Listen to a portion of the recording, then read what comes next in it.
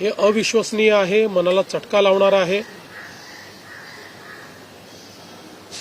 माझ्याकरता तर वैयक्तिक एक दमदार आणि दिलदार अशा प्रकारचा मित्र या ठिकाणी सोडून गेलेला आहे। त्यांच्या कुटुंबावर देखील हा प्रचंड मोठा आघात आहे। मी आणि एकनाथराव शिंदे साहेब आम्ही लवकरच बारामतीकडे निघणार आहोत। सकाळपासून मी सगळ्यांच्या संपर्कात आहे। माननीय प्रधानमंत्री महोदय, माननीय गृहमंत्री महोदय सर्वांशी चर्चा करून त्यांनाही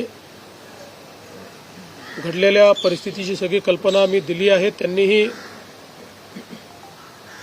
याबद्दल प्रचंड दुःख हे व्यक्त केलेलं आहे।